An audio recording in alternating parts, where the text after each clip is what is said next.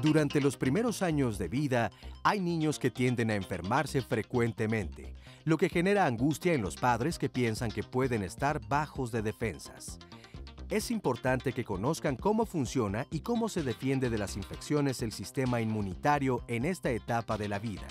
Infecciones que en su mayoría son producidas por virus o bacterias. Hoy, en Diálogos en Confianza, los especialistas nos dirán por qué durante la infancia las enfermedades infecciosas como las gastrointestinales y los padecimientos respiratorios son el pan de cada día. Bienvenidos a Diálogos en Confianza, soy José Bandera, qué gusto estar con ustedes un lunes más y hoy vamos a hablar de niños y estamos en abril, es el mes de los niños y cuántas veces no se han preguntado o si eres papá o conoces a alguien que es papá que se preocupan que una vez más su hijo tiene tos, una vez más mi hijo tiene gripa, una vez más mi hijo tiene diarrea. ¿Por qué? ¿Qué pasa con el sistema inmunológico de estos niños? ¿Por qué se están enfermando recurrentemente? Y sobre todo lo importante es ¿qué tratamiento se le está dando a estos niños? Porque vamos a ver, nos van a explicar nuestros panelistas el día de hoy, el peligro de abusar también de los antibióticos. Hay que saber qué es exactamente lo que está pasando, cuándo hay que preocuparse, cuándo no hay que preocuparse, qué es la fiebre. ¿Tener fiebre implica necesariamente tener algo infeccioso? Hoy nos van a resolver todas estas dudas nuestros panelistas aquí en Diálogos en Confianza. Está conmigo como todos los lunes Óscar Virués. ¿Cómo te fue de vacaciones? Muy bien, la verdad es que muy tranquilo. Me la pasé aquí en la ciudad, pero muy bien. Yo creo que productiva la semana.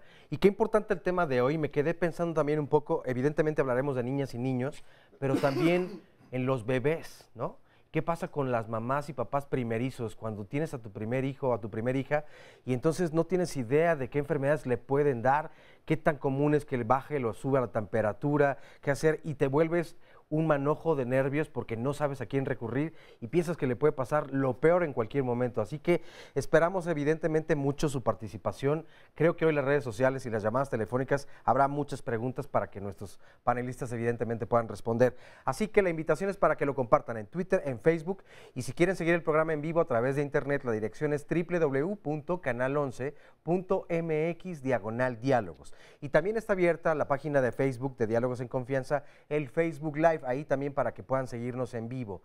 Y el número telefónico es el 51 66 40 00. Saludamos también con mucho gusto a todas las personas que hoy se dan cita aquí en el estudio de Diálogos en Confianza y por supuesto a quienes nos pueden ver también a través de la señal internacional de nuestro canal.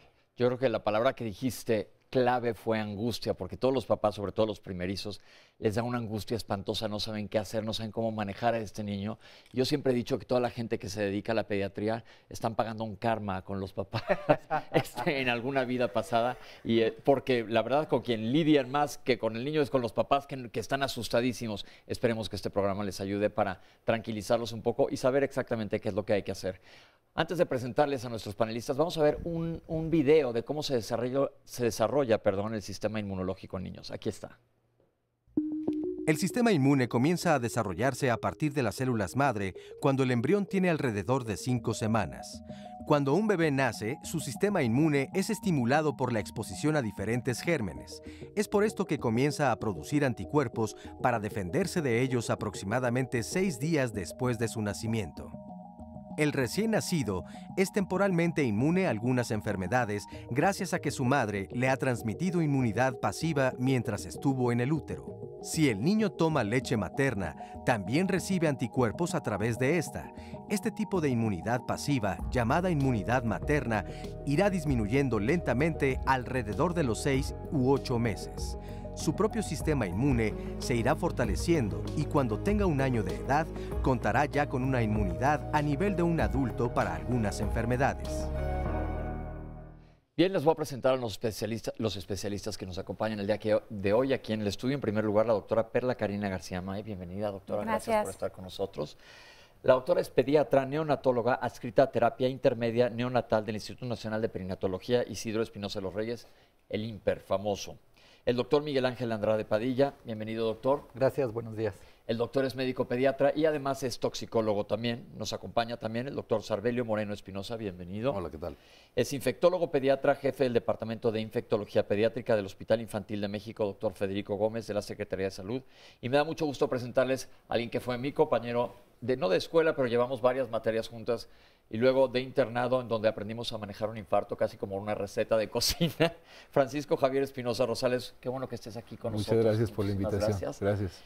El doctor es inmunólogo, pediatra, presidente de la Fundación para Niñas y Niños de Inmunodeficiencias Primarias, AC, vicepresidente de la Sociedad Latinoamericana de Inmunodeficiencia. Francisco, qué bueno que estés aquí. Gracias. Doctores, pues ahora sí, vamos a hablar, ¿qué es? Primero que nada, explíquele a la gente qué es el sistema inmunológico. Bueno, el sistema inmune es uno de los sistemas más importantes del organismo. Está presente en todos los tejidos y todas las áreas por donde los agresores pueden entrar. Y son nuestras defensas, son lo que nos defiende de posibles agresiones, no solo contra gérmenes, sino de agresiones, cualquier agresión del exterior. El sistema inmune inmediatamente detecta un daño, detecta que hay un sufrimiento en los tejidos e inmediatamente manda a sus soldados, que son todas las células del sistema inmunológico, para que se coman, maten y eliminen a los gérmenes que acaban de entrar y que están ocasionando, en este caso, una infección, por ejemplo, que es el problema más frecuente en el que el sistema inmune entra en funcionamiento cuando hay una señal de alarma, ¿no? Antes de hablar de enfermedades propias, primarias, que tengan el sistema inmune alterado, vemos, yo decía a la hora de que empezaba el programa, que los niños se enferman frecuentemente o los padres ven que o están tosiendo o tienen gripa o tienen moco continuamente. Todos estos no necesariamente tienen una enfermedad mayor. ¿Todos los niños se enferman igual? Bueno, podríamos describir un niño habitual que no sea portador de ninguna un niño inmunodeficiencia. sano, digamos, sí. Bueno, la etapa más sana del niño es el primer año de vida. El primer año de vida tiene todas las defensas que heredó de su mamá. O sea, hubo un paso por la placenta de anticuerpos. Entonces podríamos decir que son como gemelitos la mamá y el niño el primer año de vida porque tiene todas las defensas que ésta tuvo. El problema es al año de edad, porque al año de edad y estos anticuerpos maternos, muchos ya terminó su vida media y es que empiezan las enfermedades infecciosas frecuentes. Eso puede ocurrir en cualquier niño. Tal vez haya factores del ambiente, donde vive el niño, si asiste o no asiste a guardería, si la época del año en el que le tocó estar viviendo sus primeros años de vida, pero son frecuentes las infecciones de vías respiratorias y gastrointestinales en el primer año, a partir del año de vida. ¿Y hasta qué año más o menos? Más o menos como entre los 3 años y medio, 4, que a los niños como que se les llena el cassette. O sea, ya tuvieron muchas de estas infecciones y su sistema inmunológico ha creado anticuerpos y protección contra estas y automáticamente, como por arte de magia, se dejan de enfermar. Ya presentan infecciones 2 veces al año, ya no son tan frecuentes como antes, que se enfermaban una semana sí y la otra también. A eso lleva a mi siguiente pregunta. Cuando un niño está expuesto, es como cuando nos ponen una vacuna, nuestro sistema inmunológico responde y nos hacemos resistentes o aprendemos a defendernos contra las paperas, por ejemplo. Pero una pregunta que es común es, ¿cuánto se debe de o no debe de enfermar un niño al año? Déjame nada más, antes decía algo que no estoy tan de acuerdo con Cheve en cuanto, perdón, Cheve Sarbelio, para los cuates, muy conocido. En cuanto a que en realidad lo que dijo es cierto, pero los niños, la forma en que vivimos los seres humanos hoy, hacen primero que la mayoría de los niños nazcan por cesárea, entonces tiene un retraso en la colonización de gérmenes que forman parte de nuestra flora normal. Segundo, los niños entran a la guardería entre los 2 y los 3 meses, la gran mayoría, porque la gran mayoría de las mamás de nuestro país trabajan. Y aunque viene con este sistema inmune que le transmitió la mamá, si el niño nació pretérmino, por ejemplo, y ahorita lo podrá atestiguar la doctora, el niño consume, porque estuvo enfermo las primeras semanas de vida, esa reserva que tiene de defensas que le pasa a la mamá, se consume muy rápidamente o no es suficiente para evitar las infecciones, porque esos 2 o 3 meses de vida que está en su casa el niño, y lo cuidan y lo protegen y le esterilizan todo lo que toca al niño, de repente está en un ambiente como una burbuja, aislado, y de repente a los 2 meses, con un sistema inmune fabuloso, completo, que puede reconocer prácticamente cualquier germen, entra a un zoológico de gérmenes que son las guarderías, donde el control de gérmenes es muy poco efectivo. Por no más tanto, higiénica que sea la por guardería. más buena que sea la guardería, es muy difícil predecir que un niño ya está incubando, que ya tiene, y es cuando más contagiosos son las infecciones justo antes, con los pródromos o con los primeros síntomas que tienes de infecciones. Entonces eso hace que en realidad el niño empieza a tener infecciones, ojalá fuera al año. La gran mayoría empiezan en cuanto entran al centro de cuidado, ya sea un CEDI, ya sea una guardería, lo que tú te quieras imaginar, o si el niño tiene hermanos, pues el cuarto de la familia, pues tiene a los 3 hermanos que le van a estar tosiendo, estornudando y que traen gérmenes de la escuela para la casa y que generan las infecciones desde muy temprano.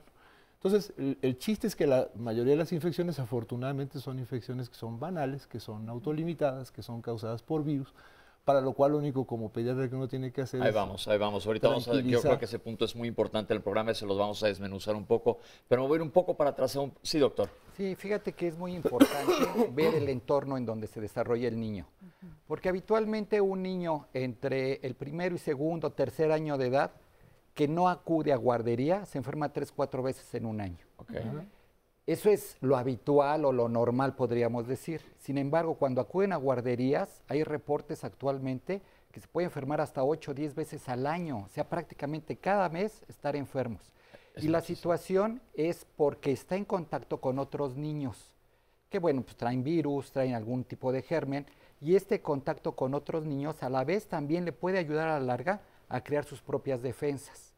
Pero ya se considera que un niño que está en guardería, lo normal es hasta 8 o 10 veces al año, o sea, prácticamente 2, 3 veces más que un niño que no acude a guardería. Bien, eso es importante porque muchísimos niños van a guardería y ahorita vamos a ver qué medidas se pueden tomar para tratar de evitar esto, pero me voy un poco para atrás y tocaste un tema muy importante que ahora a nosotros los gastroenterólogos nos interesa mucho, que es lo que se le llamaba la flora intestinal, que ya hablamos de la microbiota ahora, la manera de nacer del niño. Hablaste de que ahora hay muchísimas cesáreas, a diferencia de partos vaginales. ¿En qué yace la diferencia o qué hay de importancia en esto, doctora?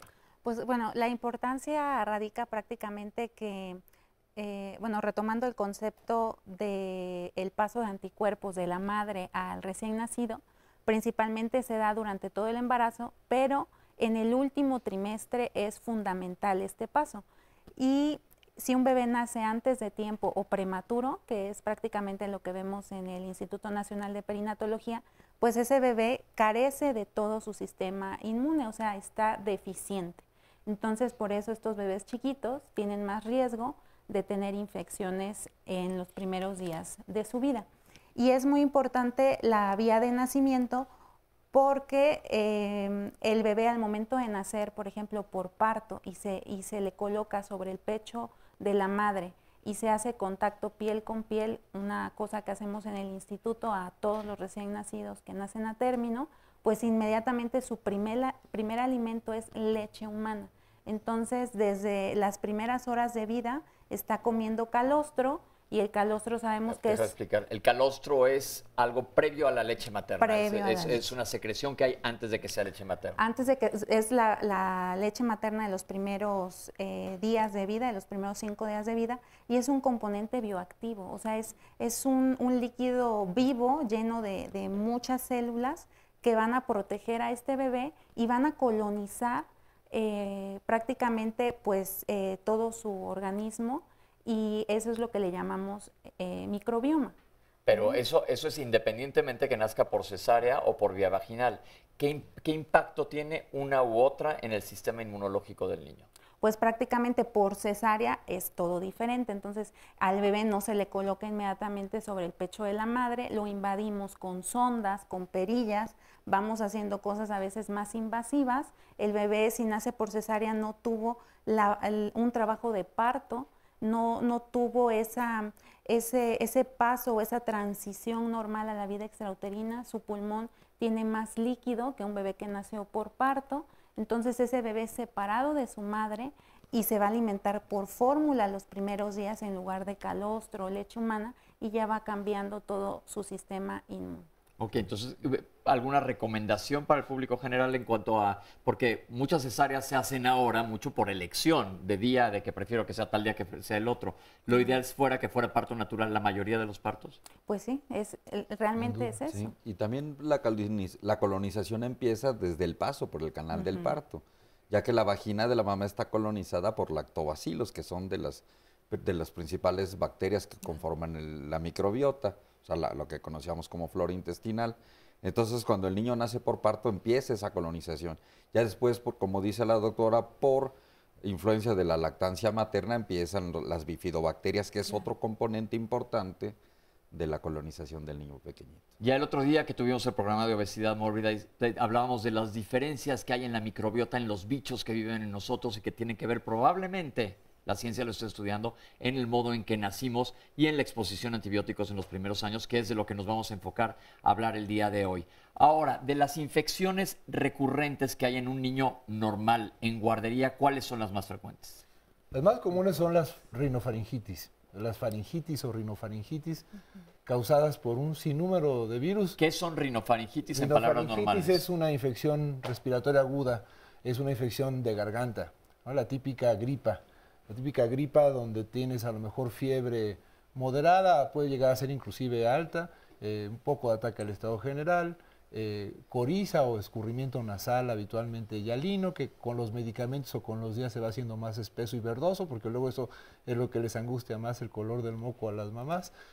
Tos, que inicialmente es seca por inflamación y después se hace productiva casi siempre porque las secreciones que se generan en mayor cantidad para lubricar y para expulsar a las células infectadas por virus y que habitualmente se autolimita con estos síntomas en 4 a 7 días y que la gran mayoría de las veces es causada por agentes infecciosos virales, es decir, para los cuales no tenemos desafortunadamente un tratamiento específico y para lo cual el tratamiento recomendado, por supuesto el experto es Salvelio, pero es básicamente dar control con analgésicos, con antiinflamatorios para quitar los síntomas, muchos líquidos y apapachar a los papás para que se desestresen de que seguro se va a curar solo y que no es necesario darle un antibiótico. Yo creo que es el punto en donde los vamos a dejar antes de irnos al corte. Vamos a regresar a hablar por qué no asustarse y cuánto debe durar normalmente una infección. Ahorita regresamos con ustedes aquí en Diálogos en Confianza.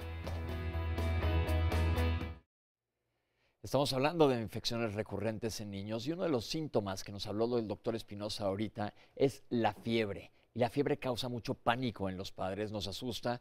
Y yo les digo, respeto mucho a los niños porque cuando de adulto te da fiebre te sientes fatal. Si así se sienten los niños a cada ratito, pues se deben de sentir muy mal. Pero hay que ver qué es y qué haces tú cuando tu hijo tiene fiebre. Vamos a ver qué nos dijeron en la calle. Si la fiebre es muy baja, trato de ponerle fomentos y lo baño con agua tibia. Y posterior a eso, si no se le baja, pues ya acudo a algún medicamento. Primero la llevo al doctor para saber a qué se refiere por qué la temperatura.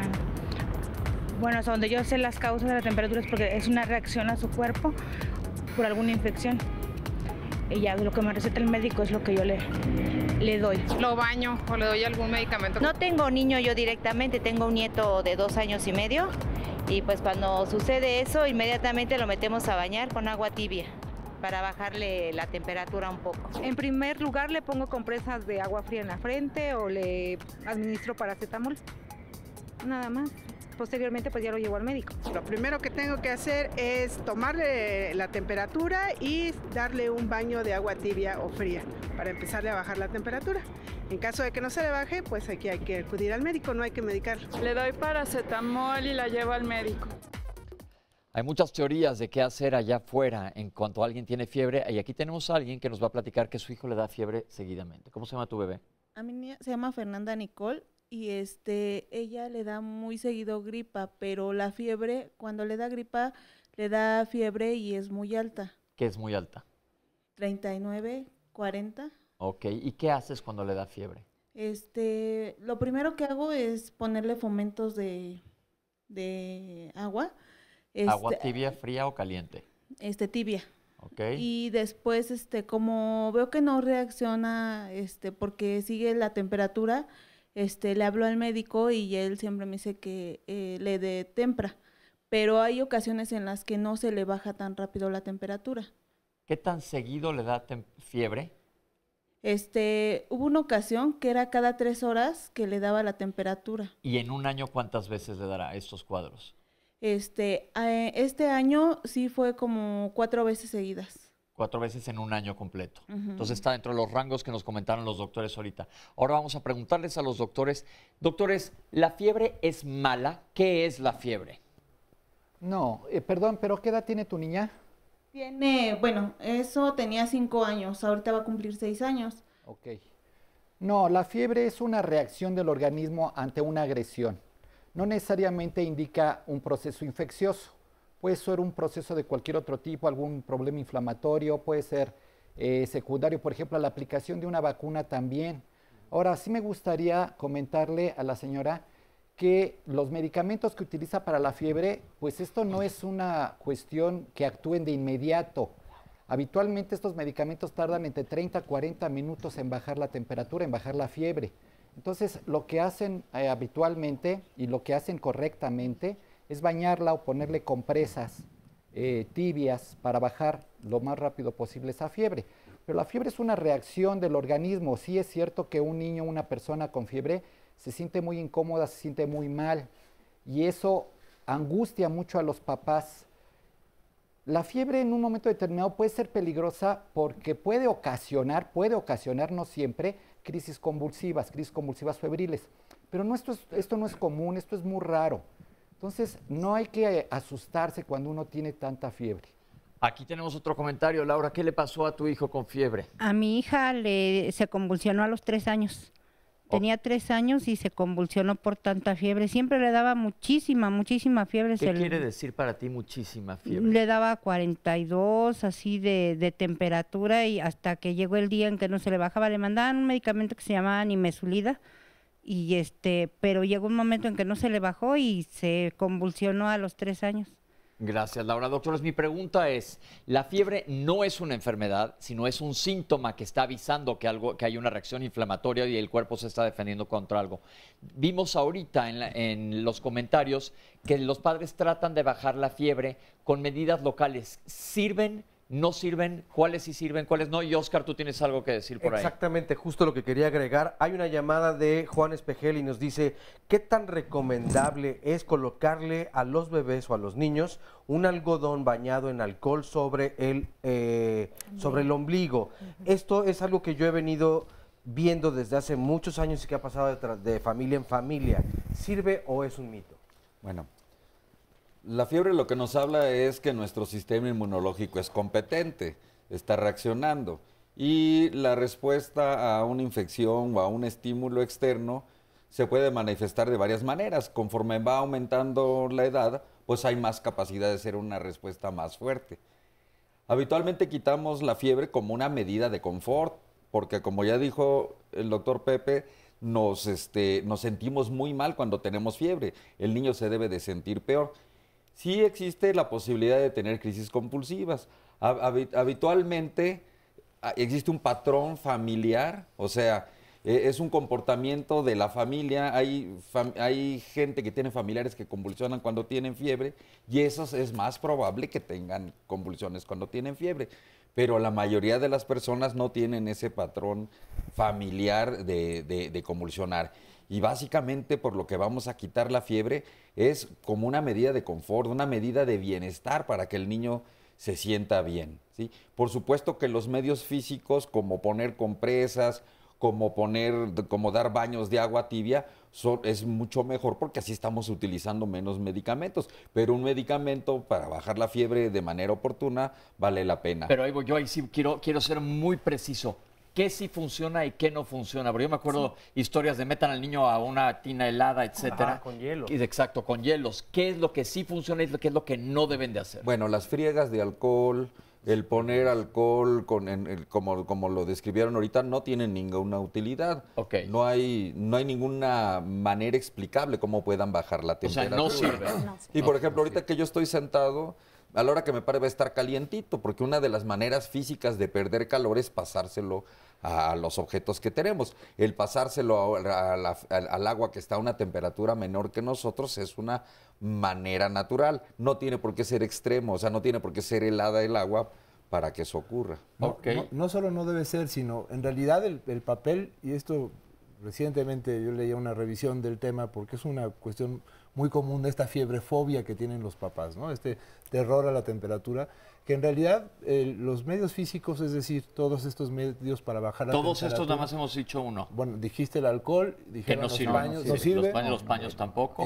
Lo que sirve, lo único que sirve para fines prácticos es sumergir al niño en agua tibia, discretamente más tibia, nunca fría, porque si es fría, hace que los vasos sanguíneos se contraigan y se guarde la temperatura. Y que se guarde la temperatura. En cambio, si es tibia, se va perdiendo lentamente el calor.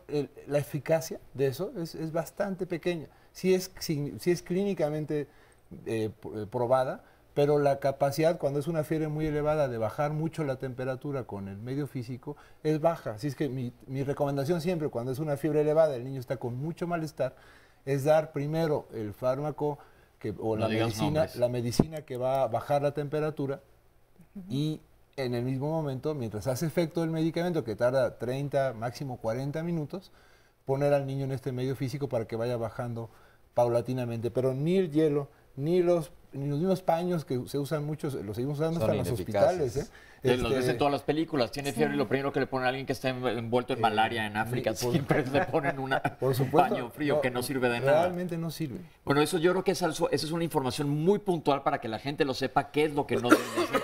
Pero vamos a enseñarles qué es lo que sí deben de hacer. Y yo les pregunto, no solo a la gente que está aquí en el público, sino a la gente que nos está viendo en su casa. ¿Cuántos de ustedes utilizan un termómetro y lo saben utilizar? Y es importante que lo tengan. Vamos a ver esta cápsula de cómo se debe tomar la temperatura.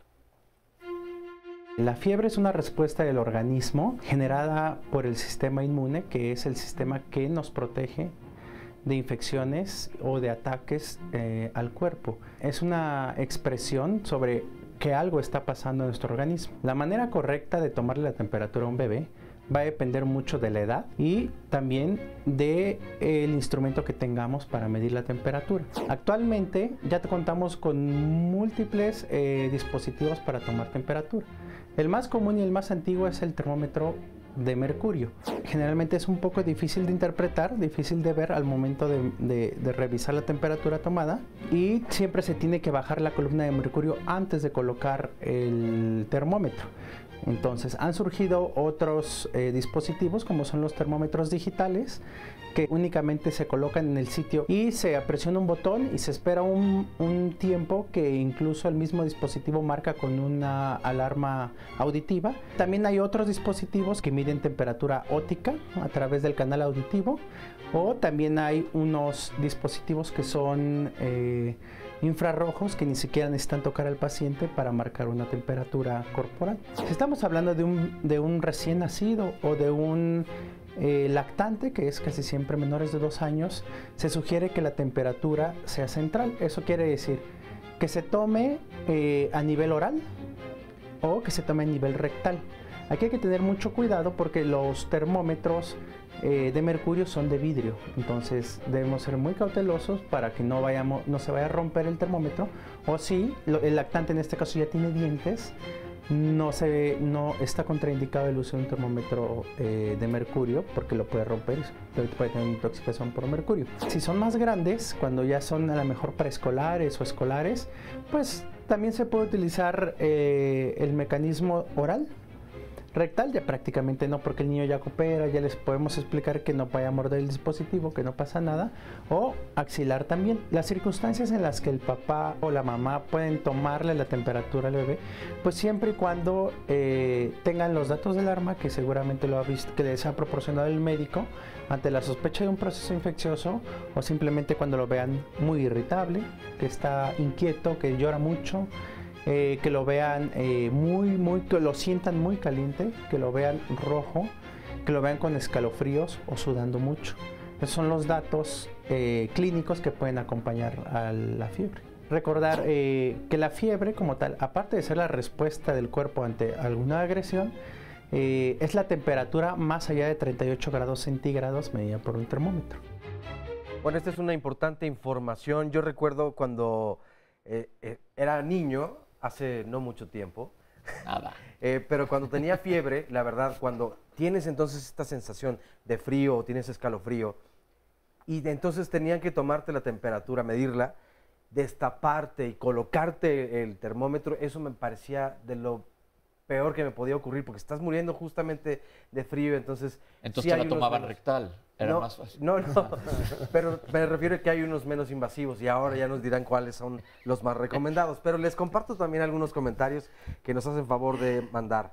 En llamadas telefónicas nos dice Guillermina Trejo Martínez: mi nieta de 4 años de edad se enferma constantemente de las vías respiratorias, así que no sé qué hacer. ¿Qué es lo mejor? Liliana Ruiz: tengo una niña de 7 años y ha tenido una glomerulonefritis. A los 3 años me dicen que tiene síndrome de leucocitos perezosos, pero en Morelia no me han podido ayudar. Ahora mi hija tiene un reflujo de 4º grado y dicen que la van a operar.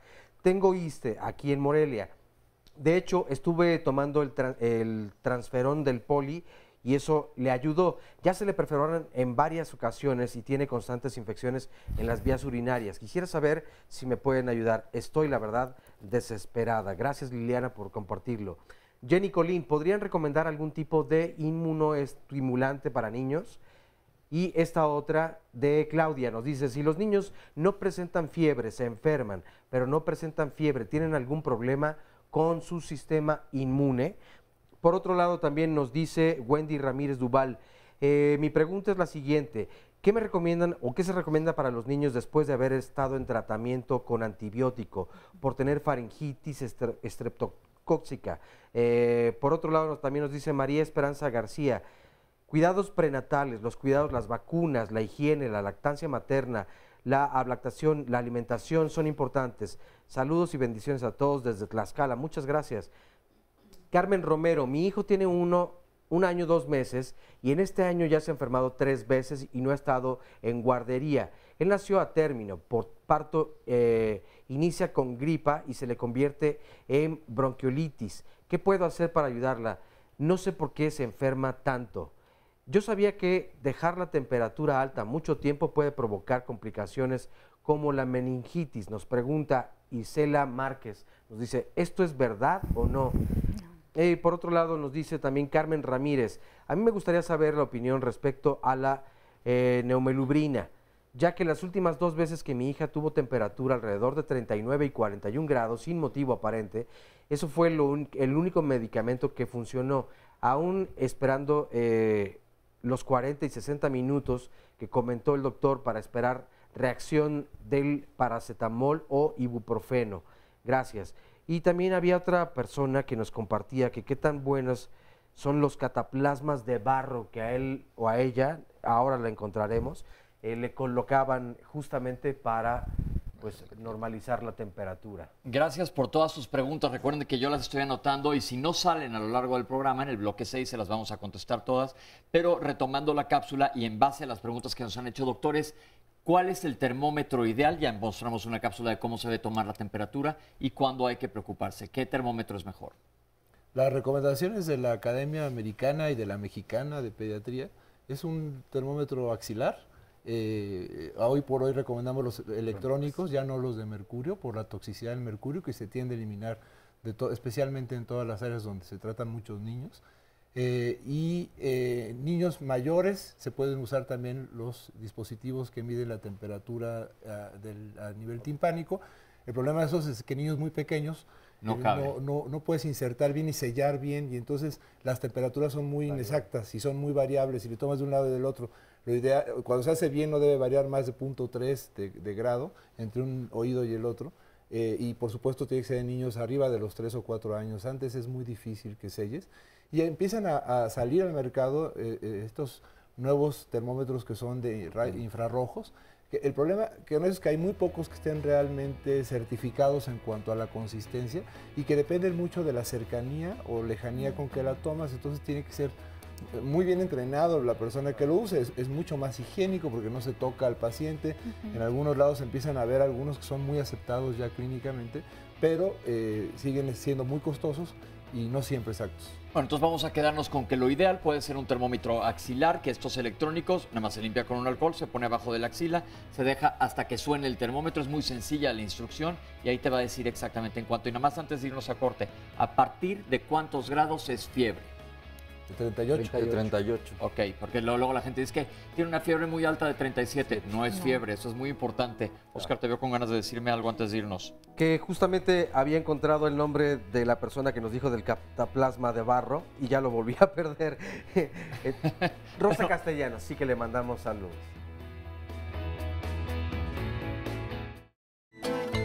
La técnica correcta para medir y pesar a un bebé consiste en, primero, que el bebé esté como lo más tranquilo posible. La mayoría de las veces no se puede, pero la idea es que el bebé esté en el centro de la báscula, que no se mueva. Las básculas digitales ahora ya nos dan la ventaja de que parpadean varias veces y se quede estático el peso más cercano al real. Las básculas regularmente tienen un sensor y nos miden más o menos 10 gramos, pero no es tan grave. Y la longitud, que es lo más importante, siempre tiene que ser con 2 personas. Una sola persona no podría maniobrar al bebé. La parte de la cabecita tiene que estar viendo hacia el cielo, 90 grados la vista hacia el cielo. Los bebés patean mucho, entonces una persona agarra la cabecita para que no se mueva y otra persona tiene que agarrar las rodillas y lo más perpendicular el pie, y ahí se toma la medida. La importancia de medir correctamente es que va a tener un valor más cercano a la realidad y va a ser comparable de una medición a otra. Si no se lleva una técnica adecuada más en longitud, el niño puede pensarse que no creció o puede pensarse que perdió estatura, y eso no existe. Entonces tenemos que tener una estandarización para poder medir correctamente a los niños para que se vea la evolución de crecimiento principalmente. Se le puede explicar al familiar cómo se hace, pero sí se necesita una técnica correcta. Hay equipos especializados, sí los hay, que nos facilitan el trabajo, y a lo mejor los papás no pueden tener acceso a esos equipos. Lo más importante es la longitud. El peso sí es importante, pero es muy fácil de tomar. La longitud sí necesita una capacitación para poderse medir y que sea constante y coherente para poderla comparar al transcurso del tiempo con los niños. Una de las cosas importantísimas en medicina es darle seguimiento pediátrico a los niños durante toda su infancia para detectar, sobre todo, si algo está pasando mal. ¿Qué hay con estas visitas regulares al pediatra?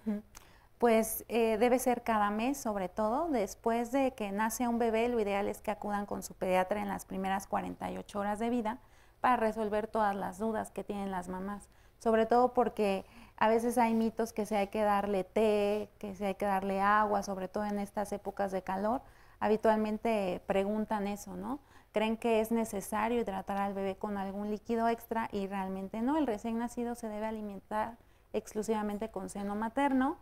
Y pues yo le sugeriría ir con su pediatra en las primeras 48 horas y posteriormente cada mes para su control de niño sano, para pesarlo, medirlo, y sobre todo me gustaría hacer hincapié en la temperatura normal de un bebé, que habitualmente es de 36.5 a 37.3 o 0.5 grados, y si lo traen arropado, pues el bebé va a estar calientito, y ahí sí la mamá lo toca y dice, tiene fiebre, pero el bebé trae 3 chambritas, 5 cobijas, gorro, y hay una época de calor y pues no es fiebre, es que está muy Entonces arropado. eso que comentábamos en el corte de que la mamá te tome la temperatura así tampoco es tan fiable. Tampoco. Por eso existen los termómetros y es muy importante. Esto lo digo porque... ¿Qué pasó? Tampoco es sinónimo de que si la mamá siente frío, hace frío en todas las personas. Ya lo dijo él, mamás del mundo, es cosa de Oscar, pero es real. No, me pasa a mí con los adultos, que yo veo adultos y dicen, es que tuve una fiebre horrible, ¿de cuánto? No, pues nadie sabe nunca porque hay que tomar la temperatura. Yo creo que ese es uno de los puntos claves que hay que dejar aquí en el programa. Ahora, ya hablamos de infecciones y otro punto importante que dijiste es que se autolimitan. Hay que hablar de las infecciones que se autolimitan. ¿Cuándo es necesario, un papá que nos esté viendo ahorita, cuándo es necesario preocuparse de una infección, pensando en que sea infección, porque vamos a ver que también hay otras causas de fiebre? ¿Cuándo hay que ir al médico? ¿Y cuándo no usar un antibiótico? Sé que estoy soltando una bombota grande de información, pero creo que es importante. Bueno, hay características clínicas, o sea, datos que se pueden percibir que nos hablan que una enfermedad es bacteriana y no viral. Para empezar, antes de los 3 años, cuando alguien tiene una infección de vía respiratoria, es rarísimo que fuera bacteriana. Más o menos a los 3 años es que en las células de la garganta, de las anginas, empiezan a expresarse unos azúcares que sirven de receptor para el estreptococo beta hemolítico del grupo A, que es el que causa las anginas. En un exudado faríngeo pueden salir muchos estreptococos, pero el único que causa las anginas es el estreptococo beta hemolítico del grupo A. Antes de los 3 años es prácticamente imposible que colonice la garganta. Entonces ya no pensamos en infecciones virales, pero bacterianas. Pero hay algunos datos clínicos que nos orientan para que sea viral. Si el paciente tiene tos, si el paciente tiene flujo nasal del color que sea, si el paciente está afónico, si se le cierran los bronquios, si tiene conjuntivitis, siempre va a ser viral. Aunque el niño tenga las anginas grandotas, con puntitos blancos, si el niño tose, si el niño le escurre el moco, si el niño se le cierran los bronquios, si el niño en ese momento tiene conjuntivitis, siempre va a ser viral. ¿Sí? Lagañas en los ojos. Sí. ¿Cómo le dicen otro nombre? Lagañas. Chinguiñas. Chinguiñas, sí. Es importante esto, pero ahora voy a descifrar un poco esto. ¿Qué tiene de importancia que sea viral o que sea bacteriano? Bueno, las infecciones virales también pueden ser graves, no nada más las bacterianas, ¿sí? Pero la razón por la que no se le da antibiótico es porque el antibiótico mata bacterias, a los virus no les hace nada. También hay mucha gente que da medicamentos que venden en la calle que son supuestamente antivirales, pero son bien pocas las infecciones para las que están indicados los antivirales. Básicamente sería la influenza, el VIH, ahora la hepatitis C, que allá hay buenos medicamentos, y para el herpes. Pero fuera de eso no hay ninguna gripa, ninguna diarrea que se quite con antivirales. Entonces, si los virus no se mueren con antibióticos, no hay que dar antibióticos. Ya mencionabas la microbiota. Siempre que usamos un antibiótico, bien dado o mal dado, matamos flora, o sea, matamos bacterias que son nuestras aliadas. Bichos buenos que viven en nosotros los matan los antibióticos que buscan matar a los bichos malos. Entonces, por lo tanto, no hay que darlos, sobre todo si no hay una indicación. Exactamente. Si es una enfermedad viral, que son la gran mayoría de los casos, estás tirando tu dinero a la basura, le estás dando en la torre a tu bebé porque le estás matando su flora intestinal. No están libres de efectos colaterales los antibióticos. Y no solo eso, estás creando resistencias, que me gustaría que comentaran qué es eso de las resistencias bacterianas. Bueno, nosotros tenemos estas bacterias como parte de nuestra microbiota, como parte de nuestra flora, la tenemos todo el tiempo. Cada vez que damos antibióticos, vamos a inducir cambios de resistencia en estos microbios que tenemos. Para empezar, los que de por sí son malos, si les estamos presionando con antibiótico todo el tiempo, pronto ya no van a responder a los antibióticos habituales. Y los que tenemos en por ejemplo, los de nuestra microbiota intestinal. Si un niño que ya ha recibido varias veces antibióticos, esa flora se va volviendo resistente. En el momento que alguna niña tenga una infección de vías urinarias, ya la va a causar una flora que ya recibió todos los antibióticos del mundo.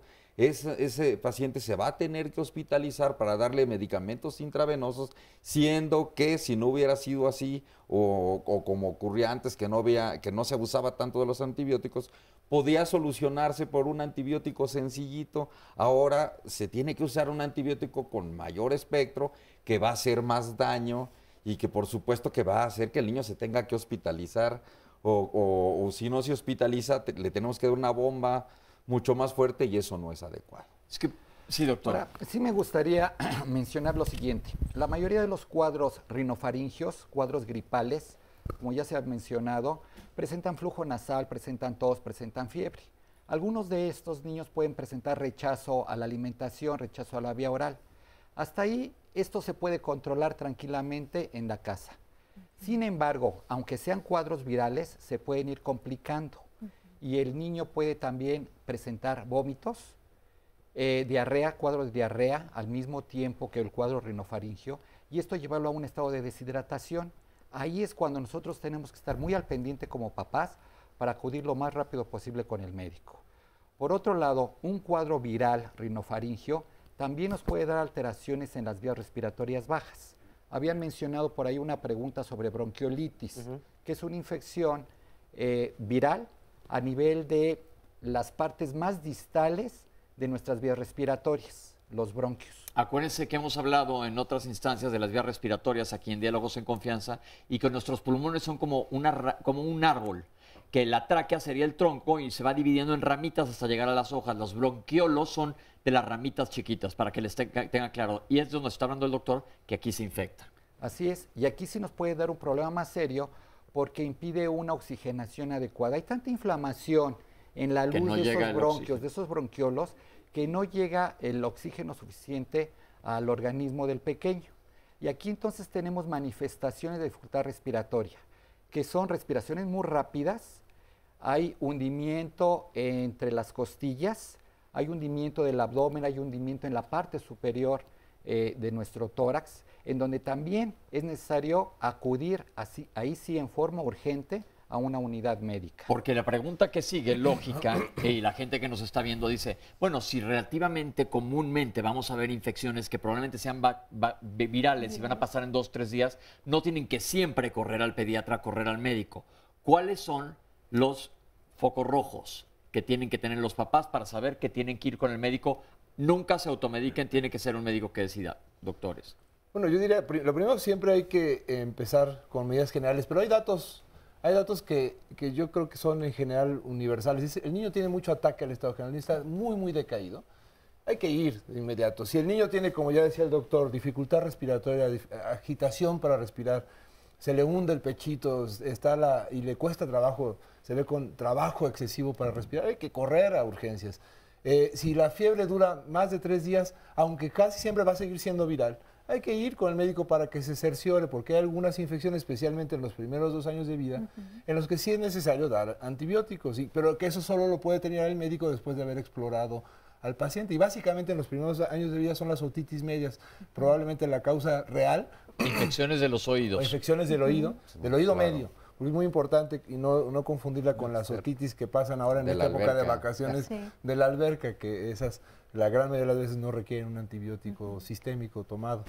Entonces, si duran 3 días o más, yo siempre, es parte de las cosas que tengo siempre el acuerdo con mis pacientes, no me hables si tiene más de 3 días, te vienes al consultorio porque necesito revisarlo para poder hacer un buen diagnóstico diferencial, que es básicamente lo que hacemos, ¿no? Ahí les va otra pregunta capciosa. Muchísimas mamás les dan más de 3 veces al año antibiótico a sus hijos y ya ni siquiera van al doctor, sino de lo que les sobró la vez pasada lo utilizan. ¿Cuál es el peligro de esto? Pues primero que no funcione. Si no arranca mi carro, puede ser la marcha, puede ser la batería, puede ser la gasolina, ¿sí? Y se manifiesta como lo mismo, como que no arranca el coche. Entonces, lo que tuvo una vez puede ser completamente diferente. Segundo, pues las dosis son diferentes. Tercero, pues estamos generando resistencia. Y aparte lo que había mencionado, siempre que damos antibiótico causamos daño, ¿sí?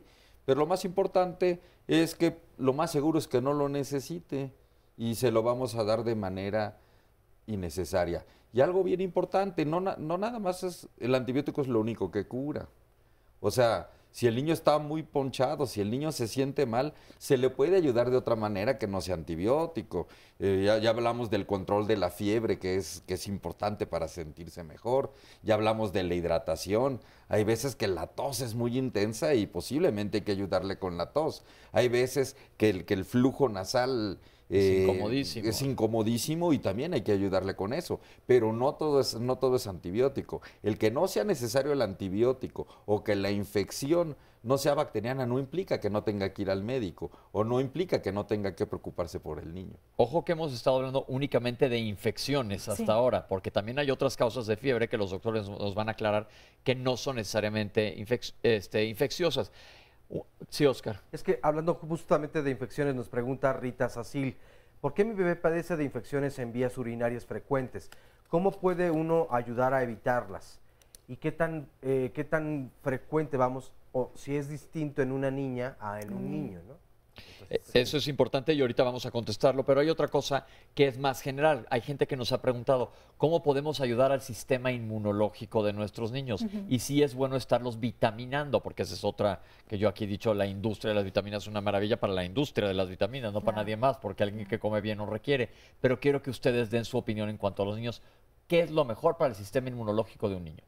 Pues bueno, mi recomendación es dar lactancia materna. Honestamente, yo creo que es el alimento ideal, el mejor alimento. Ya la Organización Mundial de la Salud lo recomienda al menos 2 años. Y sí me gustaría puntualizar esta frase, al menos, porque existen algunos médicos o algunas pues sugerencias de la familia que dicen, dale solamente 6 meses de seno materno, y no, es darlo al menos 2 años. O sea, si la mamá puede seguir lactando 3 años, que no tenga pena, que continúe la lactancia. Obviamente, después de los 6 meses de vida, nosotros les vamos a complementar con papillas, con una dieta complementaria, pero la lactancia materna es vital, fundamental para un niño sano.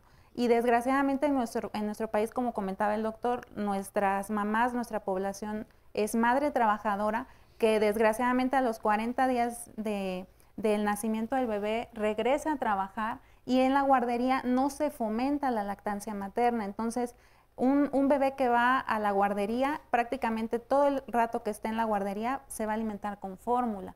Por más que la mamá quiera llevar su leche materna, extraerse, no existe en las guarderías ese apoyo para continuar la lactancia materna, o en los trabajos no se les apoya. Entonces, para mí, mi recomendación sería esa.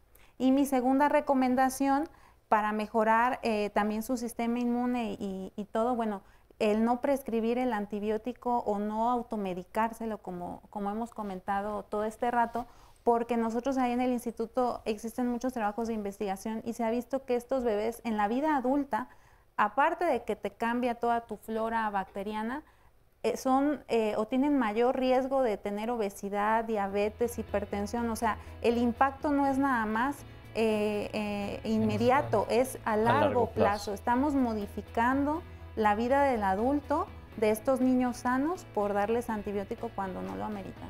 Vitaminas, doctores, ¿qué hay? La realidad es que a mí cuando me hace esa pregunta a una mamá, depende de la edad, pero por supuesto en los primeros meses de vida, el primer año de vida al menos, yo digo 1 año al menos, por supuesto la Organización Mundial de la Salud dice 2, pero es complicado, es bien complicado. De hecho, es bien complicado que cumplan 6 meses. Entonces yo les pido, el primer reto es llega a los 6 meses. Si llegas a los 6 meses de lactancia materna exclusiva, en general se siguen porque están contentos, porque ven al niño creciendo armónico, que no se enferma, que a comparación del primo o del vecino, el niño que está alimentado al pecho materno exclusivo no se enferma de nada, aunque va a guardería. Ya tengo que interrumpirte, Francisco Espinosa. Ahorita regresamos a que nos conteste la pregunta de las vitaminas. Ya volvemos con ustedes. Regresamos a Diálogos en Confianza. Mañana tocaremos un tema que me parece muy importante, cuando la lealtad se convierte en dependencia. Y es que cuando hablamos acerca de la lealtad, se piensa, yo creo que en una característica importante en la humanidad, algo que incluso hasta se admira, se requiere, nos da tranquilidad. Pero ¿qué pasa cuando esta lealtad entonces ya no solo es así, sino se convierte en dependencia? También cuando pensamos en dependencia pensamos en solamente 2 personas. Esta persona depende de esta otra porque tiene mayor calidad moral, mayor autoridad, mayor capacidad, en fin.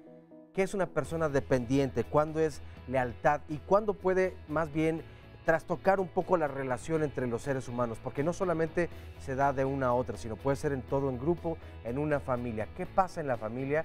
Entérense de eso mañana aquí en Diálogos en Confianza, en punto de las 9 de la mañana. Vamos a ver a continuación el resumen de la primera parte de nuestro programa y enseguida, a propósito de lo que se tocaba en el bloque anterior, una cápsula acerca de la lactancia.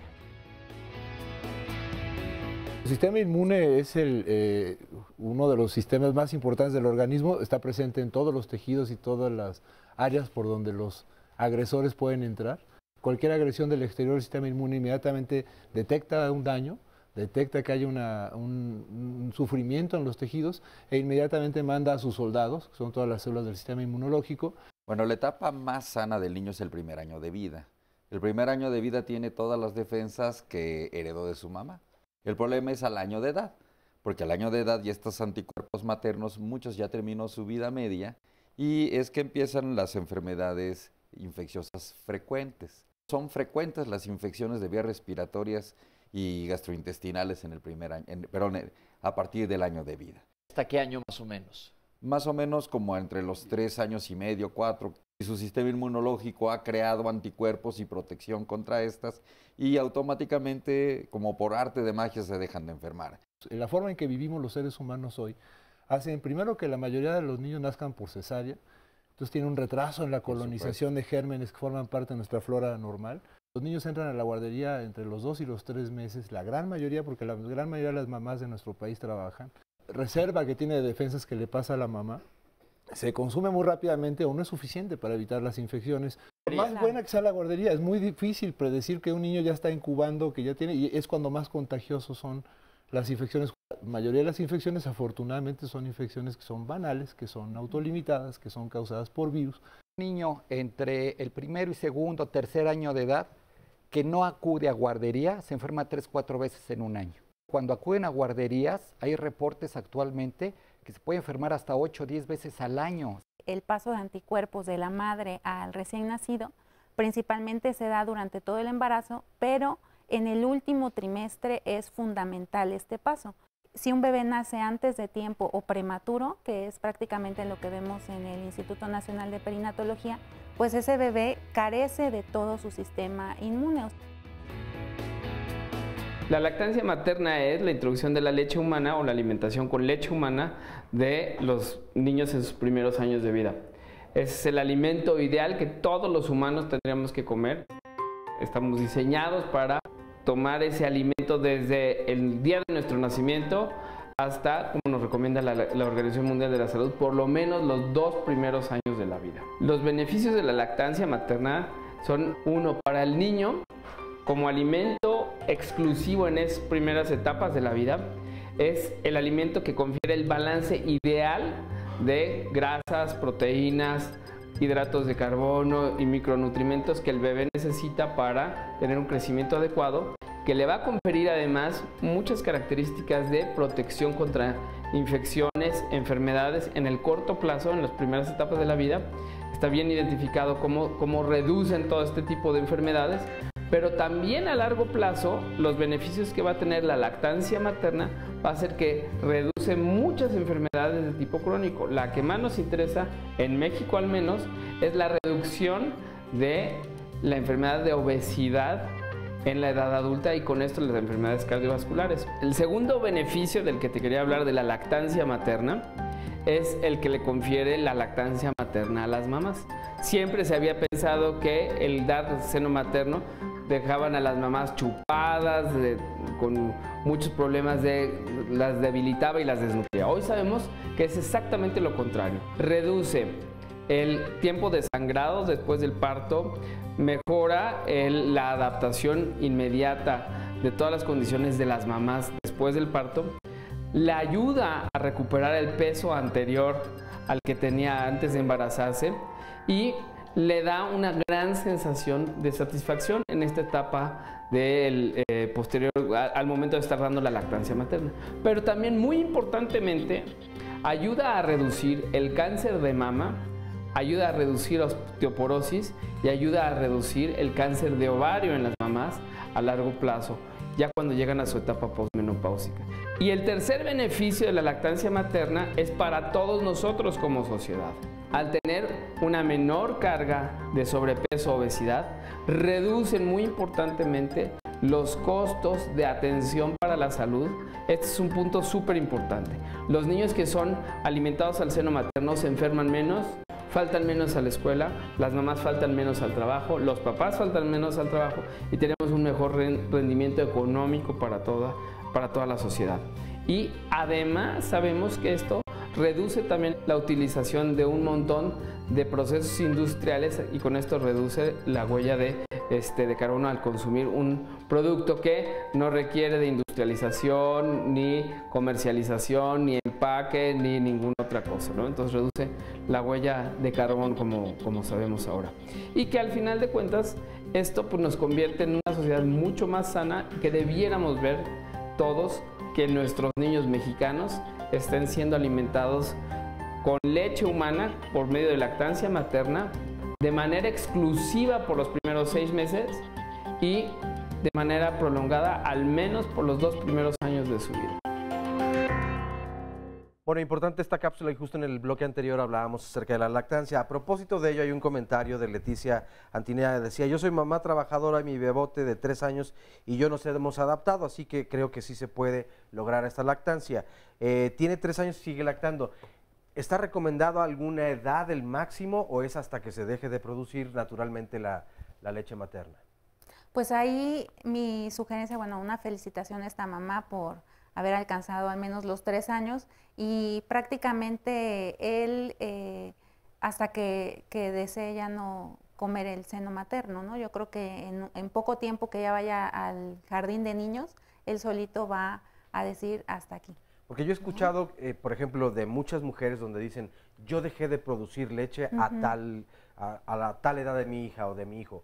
O en el caso particular de mi pareja, ya me lastimaba mucho la dentadura, ya de verdad era algo muy molesto y la pediatra nos recomendó, bueno, ya, comience entonces. Sí, ya le empieza a lastimar y muchas veces la molestia de la mamá no es tanto ya por la dentadura, sino la técnica, el mal agarre del seno. Si el bebé solamente o el lactante o el niño solamente le succiona o le chupa lo que es el pezón, pues eso le irrita a la glándula. Le debe de succionar la areola y el pezón. Prácticamente es la molestia y solito lo va a dejar sobre todo cuando entre al jardín de niños, que prácticamente son a los 3 años. No, pues ahí está sensacional, muchísimos beneficios, además gracias Salvador Villalpando por todos los beneficios extra de los cuales nos habló. Y antes de irnos a corte preguntaban de las vitaminas para reforzar el sistema inmunológico, doctor.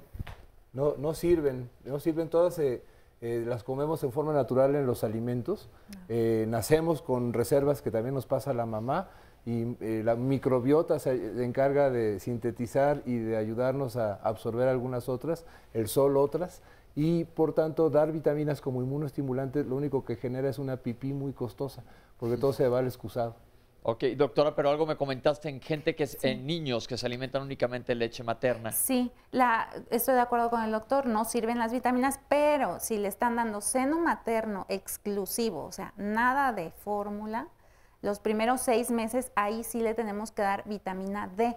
Prácticamente porque la leche materna carece de esa vitamina D, por más que la mamá tenga una dieta excelente, balanceada y todo, no es capaz de secretar y la vitamina D nos ayuda obviamente para el crecimiento del bebé, para su desarrollo mineral, óseo y en nuestro país desafortunadamente no existe esa presentación de vitamina D sola, existe en Europa, Estados Unidos, pero tenemos un producto comercial que viene combinado con otras vitaminas, por eso su pediatra les manda, y sobre todo en el prematuro también, porque obviamente este bebé que nació antes de tiempo muchas veces tiene riesgo de tener alguna enfermedad ósea, entonces les damos vitamina D. Ok, entonces aquí lo ideal es que lo consulten con su pediatra, ya saben, los multivitamínicos no les funcionan, ya dijo el doctor que lo están orinando carísimo, y hablar sobre la vitamina D para ver qué es lo que más conviene.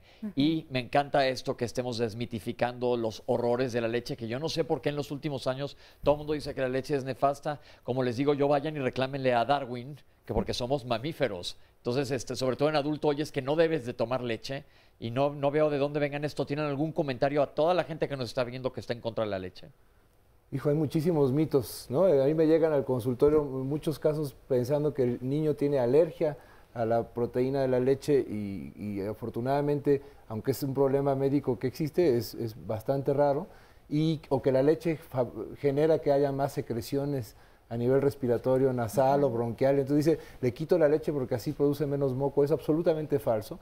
Si no hay el único problema es cuando hay una alergia, y la alergia es un fenómeno grave, inmediato con el consumo y que por supuesto requiere quitar la leche y los derivados lácteos por un tiempo, pero casi siempre el 95% de las veces se cura después de 6 a máximo 12 meses de haber quitado la leche en niños muy pequeñitos, y la gran mayoría de los niños después del año la toleran perfectamente bien y nunca es la causante de mocos o de secreción exagerada. No sé quién inventó eso, pero también lo vemos en los adultos, causa mucho moco. Como les digo yo, ¿cuánto moco creen que producimos al día? No es el tema, pero por ejemplo en las vías respiratorias, los adultos mínimo 2 litros, pero bueno, ya platicaremos de eso en otra ocasión.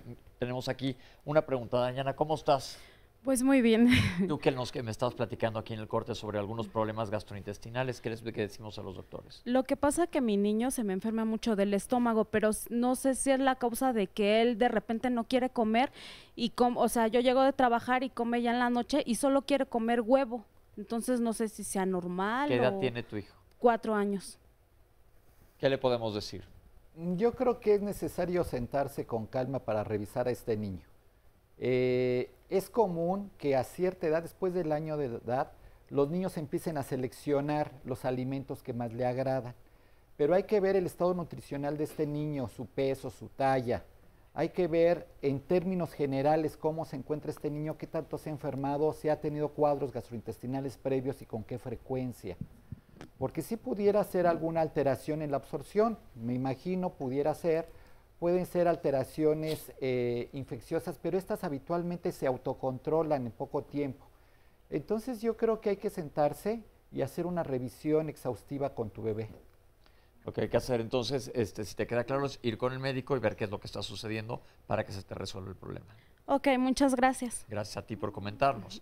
Y tengo otro caso aquí que es un poco diferente. Vamos a dejar un poco atrás las infecciones sin quitar el dedo del renglón, pero vamos a ver que la fiebre no únicamente puede ser infecciosa. Y Leonel nos va a platicar una historia. Estoy con Leonel y con Vania. Hola, Leonel. Hola, buen día. Hola, Vania. Hola. Mira, ahí estás, ahí arriba. Mira esa pantalla, ahí estás en la televisión. ¿Te gustas? Leonel, cuéntanos qué pasó. Sí, bueno, a Vania me la diagnostican, ella toda desde su nacimiento pasó por estos procesos de lactancia perfectamente bien, hasta el término de 4 años, noviembre de 2014, ella manejó un perfecto estado de salud, padecía de repente alguna gripa, escurrimientos nasales y demás, lo cual nos llevó a sospechar alguna alergia o demás. De hecho, recientemente ha padecido alguna situación como de resfriado, ¿no? Sabemos que también los cambios de clima han sido un tanto drásticos. Sin embargo, en un diagnóstico, su pediatra la vio con una cierta inflamación y demás, palidez, y por lo cual nos sugirió hacerle unos estudios de sangre. Ella, por estar en la escuela, cada 6 meses se le realizaba un estudio de sangre muy completo, biometría hemática, perdón. ¿Y qué salió en los exámenes? Todo bien, todo bien. Posterior a ello, ya cuando su pediatra nos pide que le hagamos los estudios, nos la diagnostica con una inflamación del hígado, ¿no? Nos pide que acudamos a nuestro servicio de salud. Nosotros gozamos de los servicios del ISSSTE, y ahí nos la detectan efectivamente con una cuestión ¿Qué diagnóstico te dieron? Del hígado. En sí, el diagnóstico fue leucemia linfoblástica aguda, por lo cual pues se queda en tratamiento y por lo cual actualmente continúa con el tratamiento. ¿Y ella tenía fiebres? Padecía algunas fiebres, sobre todo la parte de las vías respiratorias. Ya posterior a ellos, en su tratamiento, tuvo alguna situación de fiebre, con lo cual se lo controlábamos como los medios físicos que ya mencionaron, ¿no? Los paños de agua tibia en la frente, que ya en las dijeron axilas. Que no funcionan, acuérdate. Así es. Entonces, pues de ahí comenzamos ya a adquirir la experiencia de lo que mencionaban ahorita los especialistas. Y pues ahorita, en la actualidad, ya Vania va con un gran avance en su tratamiento. Ya estamos a la mitad del tratamiento. Okay. Y pues todo bien. ¿Cómo te sientes, Vania? Menos de la mitad. Menos de la mitad, pero ¿tú te sientes mejor? Qué bueno, ahí vamos, ¿verdad? Doctores, este caso es un caso que se presentó con enfermedades infecciosas, aparentemente recurrentes, pero tenía un fondo más allá. ¿Qué hay o qué foco rojo? Ya lo dijo él, lo importantísimo de ir al pediatra. ¿Qué podemos comentar sobre el caso? Bueno, aquí la fiebre es un síntoma de una enfermedad un poco más compleja, más general.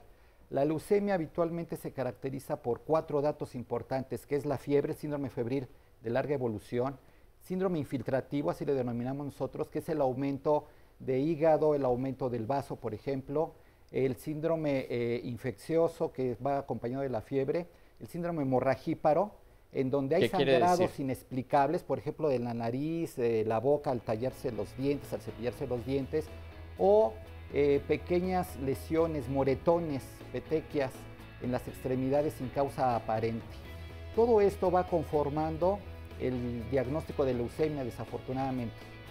El pronóstico actualmente de la leucemia linfoblástica aguda es muy bueno. Hay tratamientos ya muy específicos que en manos de médicos en forma adecuada va a recuperarse. Prácticamente es un porcentaje muy elevado de niños que se recuperan de esta enfermedad. Entonces, como decimos todos los días aquí en Diálogos en Confianza, es muy importante que mientras más temprano se detecte una enfermedad, va a ser más fácil el tratamiento. Y como ven, no todo es necesariamente infeccioso. La leucemia es una enfermedad propia de la sangre, es una neoplasia de la sangre que, como estamos viendo a Vania, se está mejorando y va a salir muy bien. Ahorita regresamos con ustedes aquí a Diálogos en Confianza.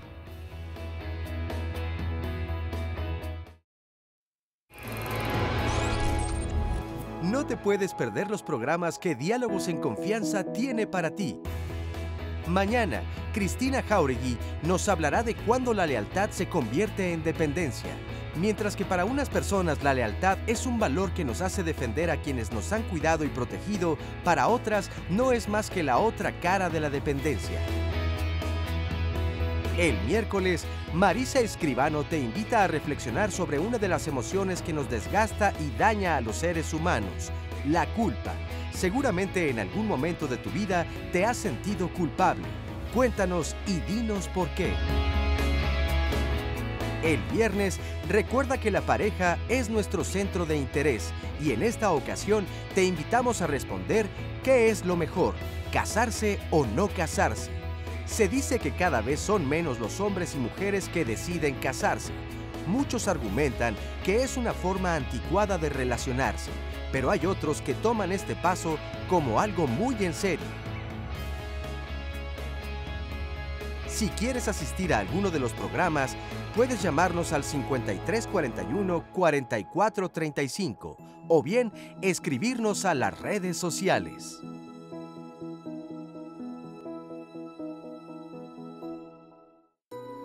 Lo más importante que nosotros como sociedad tendremos que ver que las mujeres tengan mejores opciones para tener lugares accesibles como lactarios, como este en el que estamos acá en el Hospital Infantil de México, en sus áreas de trabajo, en sus edificios donde laboran.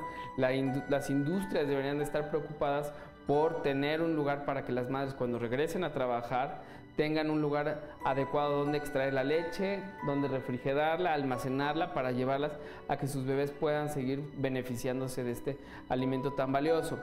También nosotros como sociedad tendremos que ver que las mamás tengan posibilidades de mayores tiempos de licencia por maternidad y los papás también vernos involucrados en la parte del cuidado de los hijos para que las lactancias maternas sean más prolongadas y más exitosas.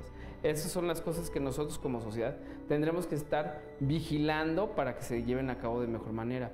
Y otro tercer punto que es muy importante para nosotros como sociedad, entender que este es un proceso normal, que no nos debe de alarmar, que no nos debe de escandalizar ni sacudir ver una mamá que de manera natural se extrae el pecho en una reunión social, en una reunión académica, en una reunión política quizás, y alimentar a su bebé, porque eso es lo que este bebé tiene que estar haciendo. Y la mamá, en todo su derecho como mujer, como miembro de esta sociedad, tiene derecho a continuar con sus actividades, continuar con su desarrollo individual, y que si esto va acompañado de una lactancia materna exitosa, es mucho más satisfactorio para la mamá y evidentemente, como platicamos hace rato, mucho más beneficioso para la salud del bebé y de nuestra sociedad.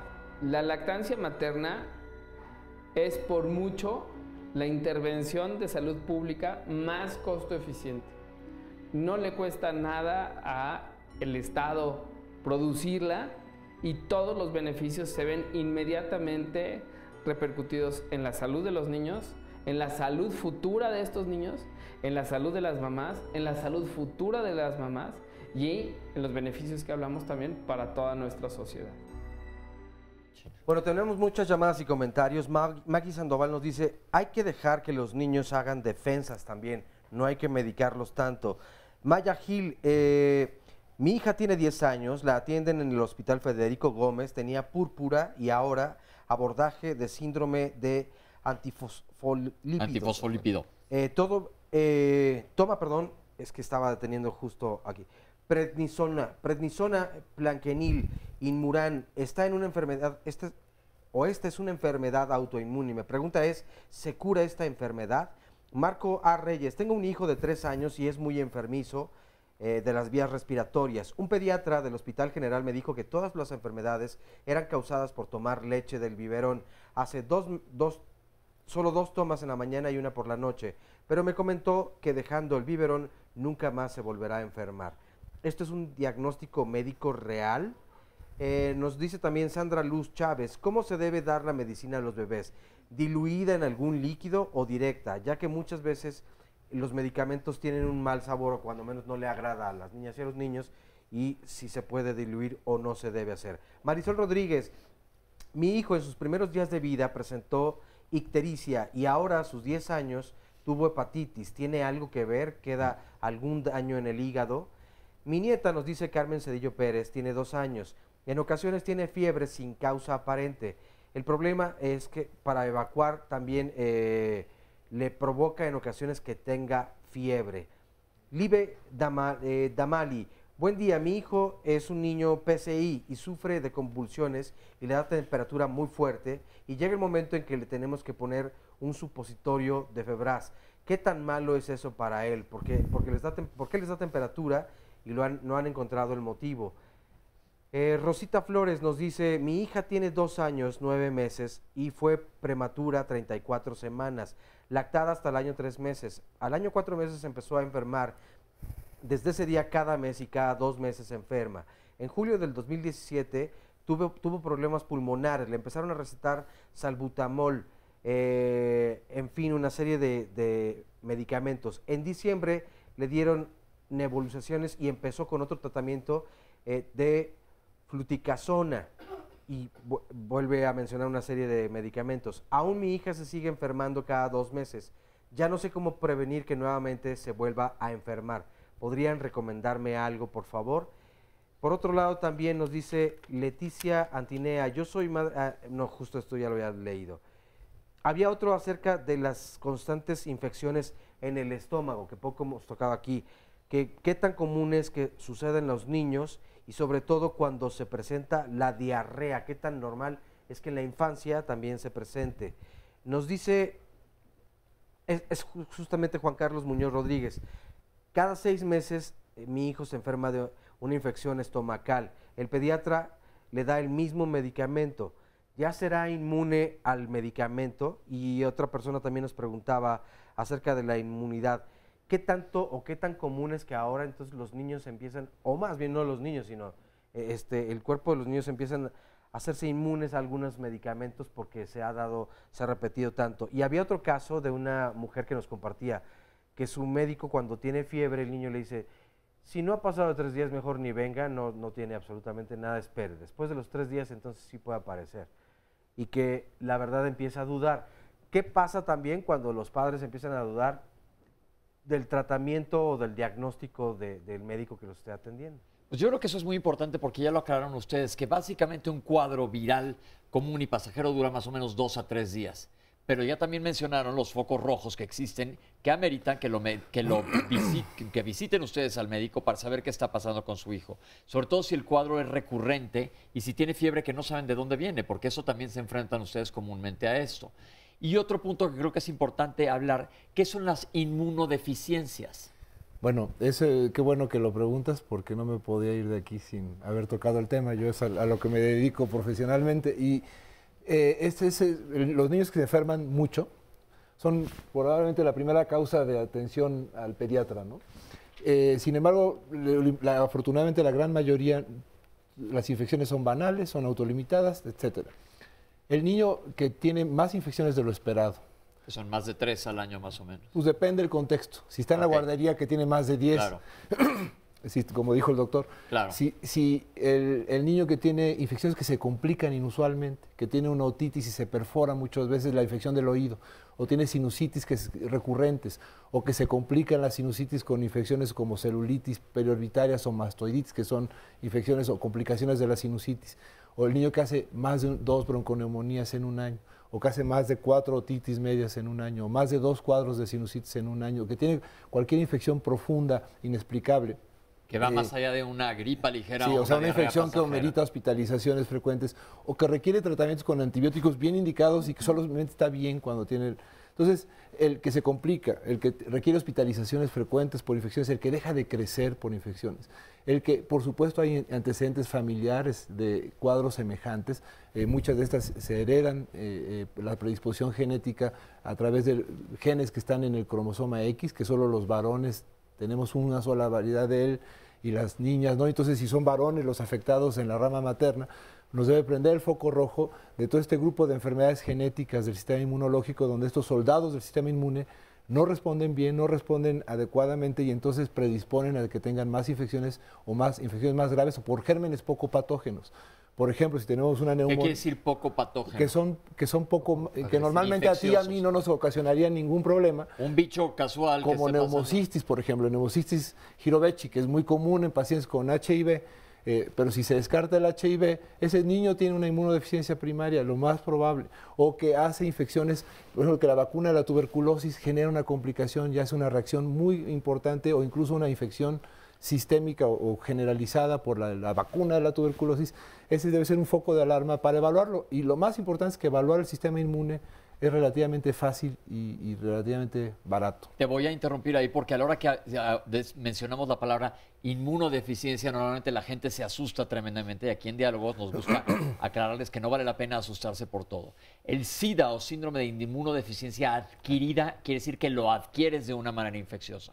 El doctor Espinosa está hablando de inmunodeficiencias que traes en tus genes, ya vienes con ellas desde fábrica, ya viene en tu código genético. Exactamente, son niños que por razones genéticas heredaron de ambos papás el gen defectuoso o nacen con una sola variante defectuosa, en el caso de los genes que están en el cromosoma X, y que es un trastorno genético, es un trastorno... ¿Y qué se hace? Depende de la gravedad. La gran mayoría de ellos, lo primero es pensar en ellas, y por eso es importante que los papás sepan para que le presionen al médico sobre la posibilidad en aquel que tiene estos signos de alarma de estas enfermedades. Segundo es que más o menos la mitad son defectos en la producción de anticuerpos, que son estas balas del sistema inmunológico que te defienden especialmente contra bacterias y virus, y que se reemplaza. Hay medicamentos que son concentrados de anticuerpos obtenidos de donadores, de muchos donadores, y que los reemplazas semanalmente o mensualmente, dependiendo de la forma que lo uses. Otros niños son muy graves, las formas más graves de inmunodeficiencia le llamamos los niños burbuja, son niños que tienen, llamamos inmunodeficiencias combinadas graves, y vamos contra el tiempo. Esos niños fallecen si no se trasplantan de células progenitoras, células madre, en los primeros años de vida. Esos niños es imperativo rápidamente empezar un protocolo de trasplante, evitar la exposición. Esos niños son de los pocos que mantenemos aislamiento lo más estricto posible. A esos sí se les dan antibióticos profilácticos, antivirales profilácticos, inmunoglobulina, mientras se trasplanta a ese paciente. Y existe otro grupo de pacientes que requieren solamente por la predisposición genética que tienen a desarrollar infecciones por bacterias o por hongos, a tomar antibióticos o antimicóticos profilácticos por toda la vida. ¿Qué porcentaje de la población tienen este tipo de problemas? Son relativamente frecuentes. En general se pensaba, o mucha gente tiene la idea que son muy raras, pero por lo menos 1 de cada 500 niños en México nace con alguna forma de inmunodeficiencia. ¿Cuánto se tardan en diagnosticarlas? Porque esto todos los lunes vemos, ¿verdad, Oscar? Que es un peregrinaje en llegar al diagnóstico. Desafortunadamente, la gran mayoría tardan, sobre todo, muchas se quedan sin diagnóstico. Las formas leves se quedan sin diagnóstico, muchas llegan a la vida adulta con un defecto en la producción de IgA y nadie se da cuenta hasta que alguien por alguna inmunoglobulina A de un anticuerpo, el anticuerpo que se llama de tipo A. Pero las formas graves, las que te van a matar si no las diagnosticas, siempre tienen por lo menos 1 año de retraso, y las formas de anticuerpos, que son las más comunes, por lo menos 5 años de retraso. En promedio, tenemos en nuestra serie de pacientes en el Instituto Nacional de Pediatría 5 años de retraso diagnóstico. Entonces este es un problema y como decimos todos los lunes hay que sospechar las enfermedades y esto es responsabilidad del médico, pero tú como papá también, si ves que tu hijo se está enfermando recurrentemente, y hablamos de los focos rojos, hay que pensar que probablemente no sea infeccioso, sino sea otra causa, como nos platicó Leonel, que hay que investigar. Las enfermedades del sistema inmunológico, que ya hubo una pregunta aquí que se mencionan, también dan fiebre, y me gustaría que hablaran un poco de estas enfermedades en general, cuáles son y si se presentan en niños. Sí, bueno, las enfermedades reumatológicas o las enfermedades autoinmunes sistémicas, como ahora le llamamos, como la artritis, como el lupus, como las dermatomiositis, como las vasculitis o enfermedades como la glomerulonefritis, que también hubo alguna por ahí, pueden presentarse como manifestación fiebre de bajo grado o incluso a veces muy alto grado en agujas, que se persiste durante varias semanas. Por supuesto, ahí lo importante es el diagnóstico adecuado de un especialista. Muchas veces el mismo tratamiento que se usa para estos pacientes, ya que se diagnosticaron, estos niños muchas veces tienen más infecciones que lo debido porque les damos inmunosupresores, bajamos al sistema inmune que está agrediendo al paciente para poder meter en remisión esta enfermedad. Y aprovecho para contestar la pregunta de que si se curan, en realidad les llamamos remisión, son trastornos para los cuales no podemos hablar nunca de curación, sino de remisión de la enfermedad. Pero normalmente esto asusta mucho decir no se va a curar, pero yo les digo, para confortarlos, ¿qué diabético verdaderamente se cura? Tiene que seguir en tratamiento. ¿Qué hipertenso se cura? Tiene que seguir en tratamiento. Entonces no vean el hecho de que te digan es incurable como una sentencia de muerte o una catástrofe, sino casi todas las enfermedades, la gran mayoría de ellas, la gran mayoría, yo creo que más del 90% de las enfermedades, excepto las infecciosas, son no curables. Vivimos con ellas. Tienes asma, te controlas, vas a ser asmático el resto de tu vida. Inclusive se dijo aquí el otro día, eres obeso, vas a ser obeso el resto de tu vida aunque bajes de peso, porque traes acá la enfermedad. Fue muy claro como lo mencionó el doctor Pantoja la otra semana. Hay que seguir tratando a estos pacientes para siempre y hay que primero que nada aceptar lo que tienes para poderlo manejar. Ahora regreso a preguntas muy básicas. Niños que mandamos a guardería, ¿qué precauciones deben de tener los papás? ¿Cómo pueden evitar infecciones? ¿Qué deben de hacer? ¿Qué les podemos decir a la familia que manda a sus hijos a las guarderías? Pues primero, no hagas a otro lo que no quieres que te hagan. O sea, no mandes al niño enfermo a la guardería. 1, no mandes a tu hijo enfermo. 2, reclama si van otros niños enfermos. Ok. Es decir, la unión hace la fuerza. No dejen que haya niños enfermos, que por eso se hacen los focos de infección. Bueno, hay brotes que ocurren, entonces que avisen que cuando hay una enfermedad exantemática, que son las de ronchas, avisen a tiempo para que esto no ocurra. Y algo muy importante es que las fundamenten bien, porque luego dicen que tienen sarampión y todo sarampión y ya casi no vemos sarampión. Otra cosa, el control importante de los alimentos que se dan, porque también hay brotes alimentarios de las infecciones. Aunque ahorita hace ratito que salió esa pregunta comentábamos que la mayoría de las veces... Tenemos que cortar, perdón, pero ahorita que regresemos nos van a acabar de dar las tips, sobre todo si hijo está en una guardería. Ya regresamos con ustedes. Volvemos a Diálogos en Confianza. Todos los lunes los temas son de salud. El próximo lunes hablaremos acerca de la salud de los hombres. También es de hombres cuidar la salud. Y es que en México cada año mueren 623.600 personas aproximadamente, de las cuales 55.9% son hombres y 44.1% son mujeres, de acuerdo con el Instituto Nacional de Estadística y Geografía, el INEGI. Las enfermedades que se diagnostican con mayor frecuencia en hombres, mismas que son principales causas de mortalidad de quienes rebasan los 65 años de edad, son enfermedades isquémicas del corazón, diabetes mellitus, cáncer de próstata, enfermedades vasculares cerebrales, cirrosis y otras enfermedades crónicas del hígado. Pero ¿qué pasa con la atención en las enfermedades de los hombres? La verdad es que poco visitamos al médico. Entonces, cuando se logra detectar muchas veces esta enfermedad ya está muy avanzada, entonces el tratamiento no es igual y hay una mayor probabilidad de muerte en muchos casos. ¿Qué es lo que tenemos que hacer? Fomentar entonces una cultura de prevención en lo masculino, que no solo sea nuestra pareja la que nos lleve prácticamente a rastras al consultorio del médico, sino que haya esta voluntad y cuidado personal de cada uno de nosotros los hombres. Así que los invitamos a los hombres y a las mujeres a que vean este programa el próximo lunes en punto de las 9 de la mañana. Y si quieren asistir al programa, marquen en este momento al 53 41 44 35 para apartarles un lugar. Resumen de la segunda parte. Después de que nace un bebé, lo ideal es que acudan con su pediatra en las primeras 48 horas de vida, posteriormente cada mes para su control de niño sano, para pesarlo, medirlo. La razón por las que no se le da antibiótico es porque el antibiótico mata bacterias, a los virus no les hace nada. Siempre que usamos un antibiótico, bien dado o mal dado, matamos flora. O sea, cada vez que damos antibióticos, vamos a inducir cambios de resistencia en estos microbios que tenemos. Aunque sean cuadros virales, se pueden ir complicando. Y el niño puede también presentar vómitos, diarrea, cuadro de diarrea, al mismo tiempo que el cuadro rinofaringio, y esto llevarlo a un estado de deshidratación, bronquiolitis, que es una infección viral a nivel de las partes más distales de nuestras vías respiratorias. Dificultad respiratoria, agitación para respirar, se le hunde el pechito, y le cuesta trabajo, se ve con trabajo excesivo para respirar, hay que correr a urgencias. Si la fiebre dura más de 3 días, aunque casi siempre va a seguir siendo viral, hay que ir con el médico. No todo es antibiótico. El que no sea necesario el antibiótico o que la infección no sea bacteriana no implica que no tenga que ir al médico.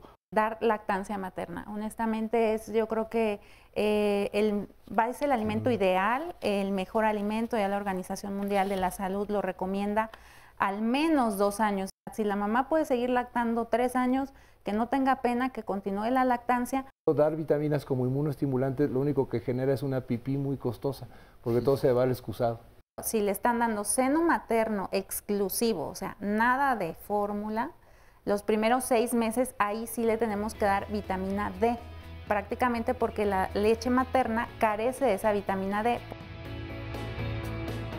Antes de irnos al corte, el doctor nos está explicando cómo podemos tener precaución para que nuestros hijos no se enfermen en las guarderías de manera común. Ya nos dijo el doctor qué es lo que tenemos que hacer. Si tu hijo está enfermo, no vayas. Si un hijo de alguien más está enfermo, repórtalo y no dejes que haya infecciones. Reclama, exige que la comida sea una buena comida en la guardería. Tú como padre tienes derechos y nos faltó un punto importantísimo. No retrasarse en su esquema de vacunación.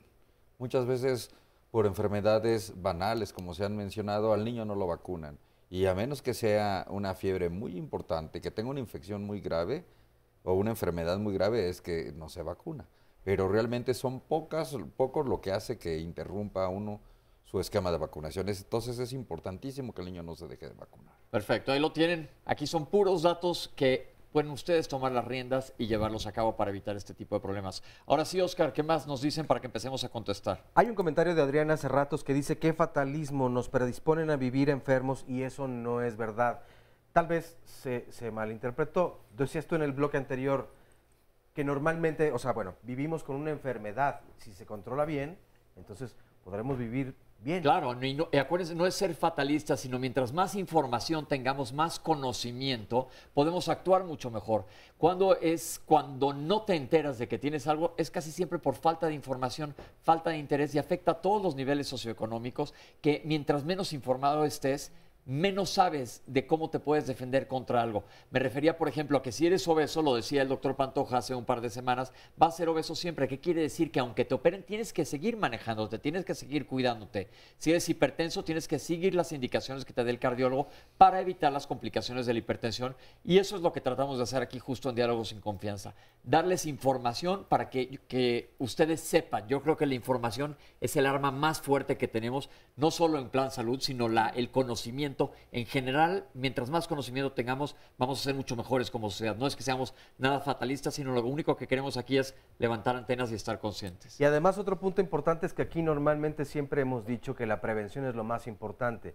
Es decir, una buena alimentación, el ejercicio, la calidad de vida, del sueño, hará o justamente trabajarán en pro de no tener una de estas enfermedades y vivir sin enfermedad. Claro. Sería lo mejor. Y ahora sí, tenemos muchas llamadas y comentarios. Nos dice esta primera llamada, María Olga Bernal, yo tengo una nietecita de 5 años que padece mucho de la garganta. Cuando nació le dio bilirrubina. No sé qué esto conlleve que siempre esté enferma. En la lengua tiene como una mancha, se le pone más roja de pronto. Siempre se enferma y la mandamos con el doctor. Por lo regular siempre le dan antibióticos solamente. Nos dice también Marta Gómez, tengo una nieta de 5 años y la temperatura se le sube demasiado. Se la bajamos con baños de agua tibia. Si no se le baja, la llevamos al doctor y la inyectan. Mi preocupación es que ella no puede tomar ninguna paleta de hielo, ni refrescos, ni agua fría, porque inmediatamente se le inflama la garganta le da temperatura, o supongo que fiebre. ¿A qué se debe esta inflamación tan repentina? ¿Qué es lo que se puede hacer para controlarla? Andrea Mora, ¿A qué se refiere un doctor del Seguro Social cuando nos dice que hay medicamentos de primero, segundo y de tercer nivel? María Luisa Soriano, tengo 2 niños de 5 y 6 años, los cuales se enferman muy seguido de gripa. ¿Qué podemos hacer para reforzar su sistema inmunológico? Erika Guerrero Gerardo, mi bebé tiene descalcificación en los dientes. El odontopediatra me dijo que era causa del seno materno.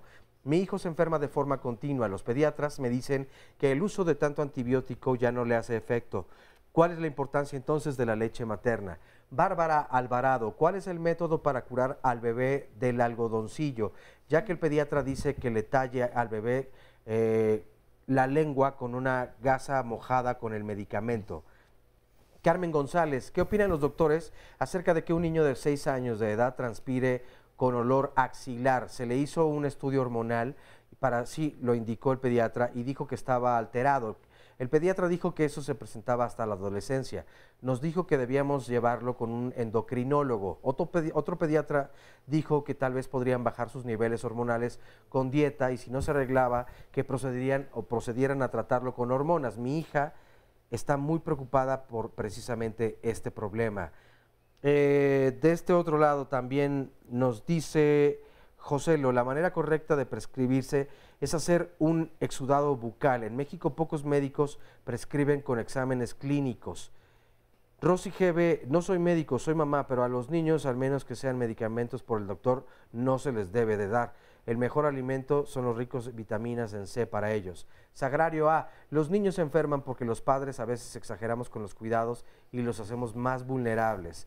Mayra Zabaleta Marín, mi hija estuvo internada 2 veces por bronconeumonía, tiene 11 meses y no encuentra causa de tos recurrente. Y Norberto Sánchez, ¿cada cuánto tiempo es recomendable darle vitamina C a mis niños de 3 y 4 años? Y nos dice saludos de Tuxtepec, Oaxaca. Muchas gracias. Ok, tenemos muchas preguntas, doctores. Vamos a contestarlas lo más breve. No, recuerden que no damos consultas, nada más orientación, pero vámonos con las respuestas para la gente. Mi hija le dijeron que tiene un síndrome de leucocitos perezosos y le han dado transferón, que es interferón, tiene infecciones de vías urinarias de repetición y glomerulonefritis. ¿Qué le podemos decir a ella? Que tiene que ir al médico. El síndrome de leucocito perezoso es una inmunodeficiencia. En realidad es bastante rara, es de las formas más raras, así es que es poco probable que sea eso. Lo ideal es que vaya con un inmunólogo o alergólogo certificado para que haga el diagnóstico. Ok, entonces te recomendamos ir y están apareciendo los datos de los médicos en pantalla, como el doctor o el Instituto Nacional de Pediatría, van a aparecer en nuestras redes sociales. ¿Existe algún inmunoestimulante infantil, sí o no? Sí, sí existen varios, pero no se deben de recetar de forma global, sino lo debe de decidir el médico en base a un buen diagnóstico diferencial. Ok, si no existe fiebre, ¿quiere decir que está malo el sistema inmunológico? No necesariamente. No por fuerza. No necesariamente. ¿Qué hago con mi hijo que tiene bronquiolitis de repetición? Seguro tiene asma. Seguro tiene asma. Muy probablemente esos niños están mal diagnosticados y lo que tienen es asma. Si sí tiene bronquiolitis de repetición realmente asociada a un cuadro febril, puede ser una inmunodeficiencia, pero una vez más requiere un buen médico que haga un buen diagnóstico diferencial. O puede ser también reflujo, le tienen que estudiar reflujo, sinusitis, asma, hay una triada, entonces que le hagan un diagnóstico. Y si el niño se enferma tiene bronquiolitis antes del año de edad, es muy probable que que cada vez que tenga una infección respiratoria cruce con broncoespasmo y que lo puede predisponer a asma. Entonces hay que checar todo esto, ser específicos con el pediatra.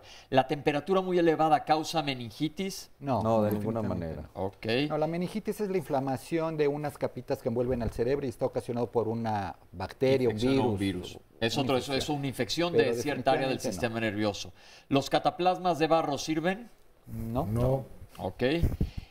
Tengo una niña con infecciones de vías urinarias de repetición. Le dijeron que tenía reflujo vesicoureteral, no reflujo del que nos da acá en el esófago. ¿Qué le recomendamos? Pues que vaya con un cirujano pediatra, especialista en urología pediátrica, para ver si no tiene una malformación que amerite una cirugía. Pero un cuadro de vías urinarias en un bebé o en un niño solamente puede dar una vez en la vida. Si ya le dio 2, hay que estudiarlo. Urólogo, ve con un urólogo pediatra. Hay que dejar que los niños hagan sus propias defensas, nos comentó una mamá, ya nos lo había comentado el doctor, que mientras no nos expongamos vamos a desarrollar defensas. Ya medio contestaste, Francisco, una niña que tiene púrpura y síndrome antifosfolípido, ¿se cura? Ya hablamos, que fue cuando... Entra en remisión habitualmente de por vida bien tratada y hay que tener cuidado durante el tratamiento que tienen más riesgo de infecciones. A alguien le dijeron que las enfermedades era por tomar leche de biberón, doctores. Yo creo que no se referían a la leche. El hecho del biberón, o sea, pues es mucho mejor la lactancia materna directa, pero el tomar leche con biberón requiere de cuidados, no hay que dejar al niño a control remoto que se lo do. Por supuesto que hay enfermedades como la otitis media que son favorecidos por el uso del biberón y por el uso del chupón. Entonces, yo creo que el doctor no se refirió a la leche, sino al biberón. Al biberón y al biberón acostado. Y al biberón acostado. Y la otra es, la hora, esa leche sirve 1 hora. Entonces, si le dan al niño el biberón a las 10 de la noche y él a las 3 de la mañana lo toma, pues esa leche está echada a perder. Ya no le funcionó. No, o sea, otra cosa que yo he escuchado es que si calientan la leche dentro del horno de microondas, en el biberón, que eso podría hasta descalcificar, ¿es cierto? ¿O se trata de...? No, tampoco. No, pero sí puedes tener accidentes porque no se calienta en forma homogénea. No se recomienda calentar en microondas. Si se hace, hay que homogenizar muy bien porque se puede quemar el niño, aunque las gotitas que probó la mamá hayan sido de temperatura adecuada, puede ser que una parte de la leche esté demasiado caliente. Entonces hay que revolverla bien, cuidado con eso, no vayan a quemar a su hijo. Y si la leche no se calienta tampoco le pasa nada. Es lo ideal. Okay. ¿Los medicamentos a los niños se les deben dar diluidos porque saben muy feos? No, hay muchos medicamentos que se inactivan, ya sea con la alcalinidad de la leche o con la acidez del jugo de frutas, no todos. Lo recomendable es cuando se dan con jeringa, en los 2 tercios anteriores de la lengua es donde está la percepción de la sensación amarga. Entonces hay que meter la jeringa o la pipeta dosificadora hasta el tercio posterior de la lengua, o sea, hasta la parte más atrás, y ahí disparar para que no tengamos esa sensación. Mi niño tuvo ictericia al nacer, que esto es relativamente común, ya lo hemos comentado aquí, y ahora tiene hepatitis. ¿Tiene algo que ver? No, ninguna relación. En absoluto. ¿Qué pasa cuando hay una fiebre que no tiene causa, más que tiene problemas para evacuar? Probablemente no tenga que ver una cosa con la otra.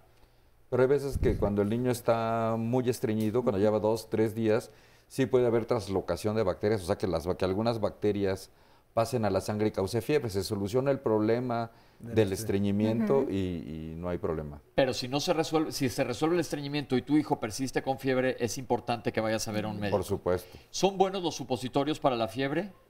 Deben de tener su indicación muy precisa, igual que todos los medicamentos, vitaminas, antibióticos, etcétera, deben de estar indicados específicamente para lo que uno está revisando en el niño. Mi niño se enferma de las vías respiratorias cada 2 meses, ¿podría ser asma?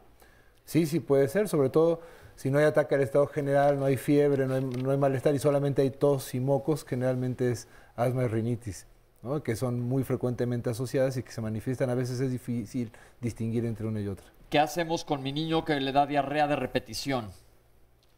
Bueno, es que hay que ver, es un problema específico. Sí, porque puede ser diarrea. Creen que un recién nacido tiene diarrea y prácticamente la leche humana hace que ese bebé cada vez que come seno materno evacúa. Un lactante puede evacuar 8 veces al día, consistencia normal, y es normal. Eso no es diarrea. Y no es diarrea, y a veces les dan antibiótico, los desparasitan, etc. Ok. ¿Un niño se puede volver inmune a la medicina? Yo creo que se refieren a las resistencias bacterianas que ya habíamos hablado.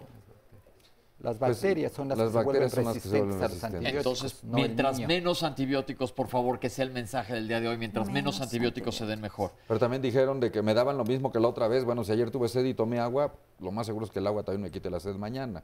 Entonces, si le dieron lo mismo que la otra vez, no tiene gran problema. Vamos a apurarnos que nos queda 1 minuto. ¿Cada cuándo le tiene que dar vitamina C a un niño de 3 a 4 años?